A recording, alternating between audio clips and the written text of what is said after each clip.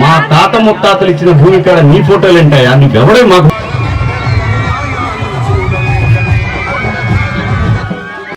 Fan ముక్కలు ముక్కలు అయిపోవాలి. అయిపోతుందా బాబు? ఆ పసుపుదే కదా యువతలపై కొట్టుంటారు నాయన. కాబట్టి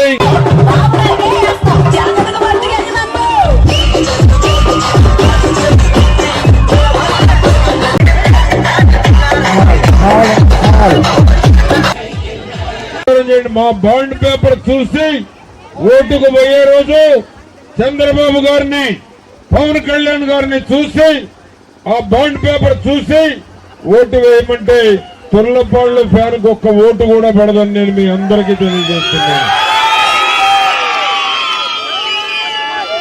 గుర్తుపై మన ఓటు ముద్ర వెయ్యాలి, సైకిల్ గుర్తుపై మన ఓటు ముద్ర.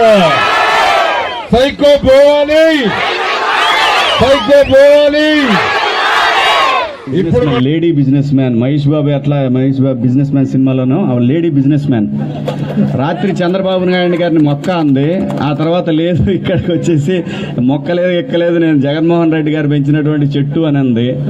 ఆ తర్వాత ఇక్కడికి వచ్చేసి ఈ ఏదైతే మైన్స్ ఉన్నాయో ఈ చిలకలూరుపేట నియోజకవర్గంలో మొత్తం ప్లాంట్గానే వచ్చారు వీళ్ళందరూ కూడా. మీరు గమనించాలి.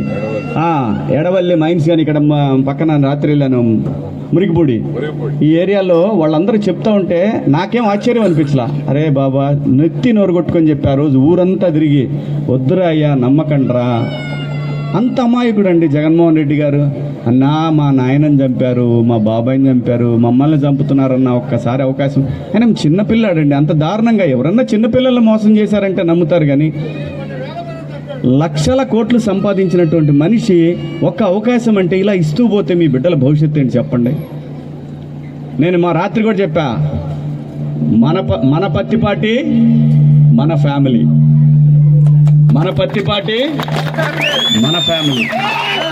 మీకు అందుబాటులో ఉండే వ్యక్తి, మీరు తలుపు తడితే ఆయన కుటుంబ సభ్యుల్లో ఎవరొకళ్ళు, మేడమో బాబు పిల్లలు ఎవరొకళ్ళు వచ్చి మీకే సమస్య ఉన్నా ఒక నిమిషం కూడా ఆలోచించకుండా వచ్చి మీకోసం పనిచేసిన మనిషిని మీరు అలా మర్చిపోయి ఏదో చెప్తారు కదా, ఏదో చుట్టం చూపుగా వచ్చింది అని గౌరవం ఇచ్చిన దానికన్నా ఎక్కువ గౌరవం ఇచ్చారు మీరు. అది ఆమె కులము అబద్ధం చెప్పింది, బీసీలని మోసం చేసింది, అన్నీ అబద్ధమే. అదే చెప్పారు కదా అంబేద్కర్, అదే చెప్తా ఉంటాడు, చదువుకున్నాడు కనుక మోసం చేయటం అంటే వాడు క్రూర మృగం కంటే దుర్మార్గమైనటువంటి జంతువు అని చెప్పి అంబేద్కర్ చెప్తా ఉండేవాడు. అలాంటి క్రూరమైన ఆలోచనలతోటి చదువుని మేళవించుకొని జనాన్ని ఈజీగా మోసం చేయాలనే ఉద్దేశంతో ఇక్కడికి వచ్చిన మనిషి విడుదల రజనీ గారు. నేను చెప్తున్నా, రాసి పెట్టుకోండి. ఎలక్షన్ అయిపోయిన మరుక్షణం రిజల్ట్స్ కూడా ఆవిడ చూడదు. జంపు అమెరికా, రాసి పెట్టుకోండి ఈ మాట, జంపు.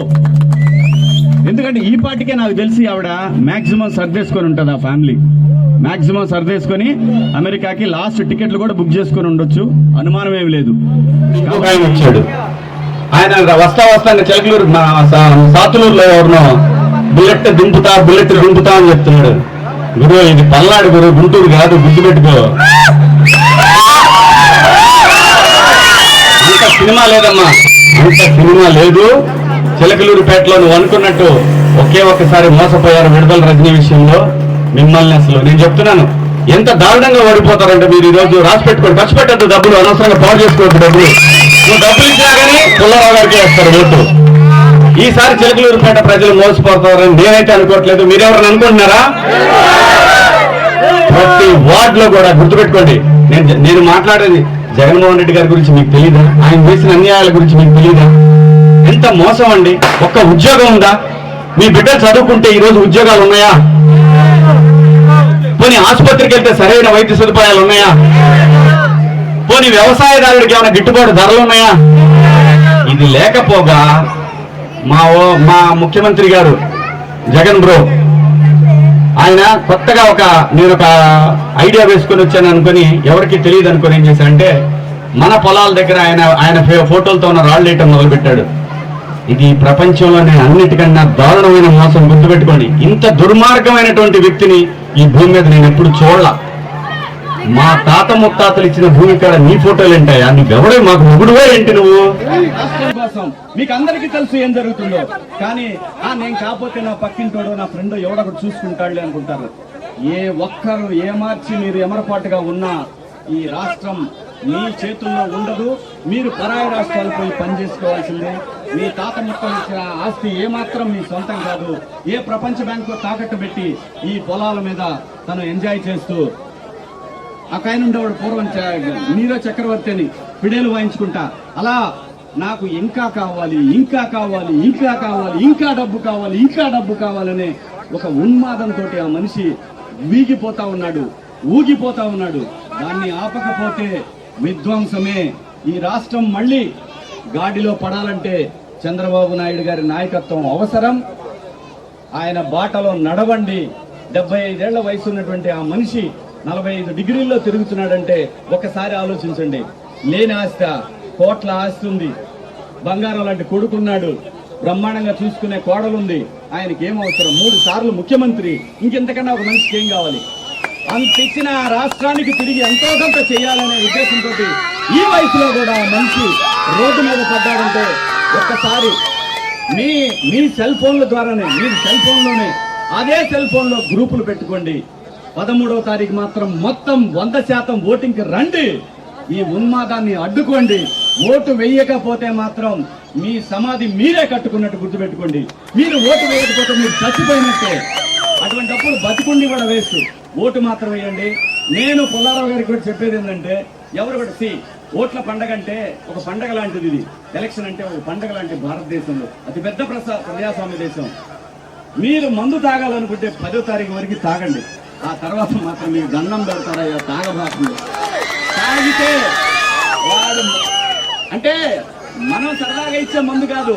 ఇప్పుడు అతను మందు వస్తుంది మళ్ళీ బయటికి, నేను ఇస్తా రండ్రా అని.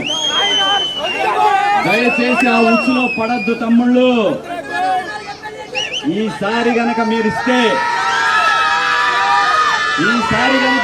యామారి పోటుగా ఉన్నారంటే మీ సమాధి మీరు కట్టుకున్నట్టే.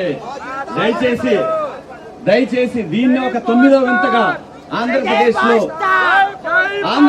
బిడ్డల భవిష్యత్తుని సమాధి చేశారని చెప్పి నవరత్నాలు ఎలాగైతే అన్నాడో అలాగే ఒక 9వ వింతగా ఈ ఆంధ్రప్రదేశ్ రాష్ట్రాన్ని ప్రపంచం చూడాల్సి ఉంటుంది. దయచేసి అన్ని సమాధులు మనకొద్దు, ఆ వింత మనకొద్దు. మీరందరూ కూడా 13వ తారీఖు నాడు పొద్దున్న 6 గంటలకు లైన్ లో నిలబడితే దీని అవ్వ నైట్ 12 దాకా కూడా ఓట్లు గుద్దుతూనే ఉండాలా. కూటమి అభ్యర్థులను గెలిపించాలా. మన పుల్లారావు గారిని అసెంబ్లీలో, శ్రీకృష్ణదేవరాయలు గారిని పార్లమెంట్ లో మనం చూడాలా. వీళ్ళ వాణి శాసనసభలో పార్లమెంట్ లో వినాలా. మన ప్రాంతం గురించి, మన అభివృద్ధి గురించి మాట్లాడాలా. పుల్లారావు గారు జూన్ 9వ తారీఖు నాడు మంత్రిగా ప్రమాణ స్వీకారం చేయాలా.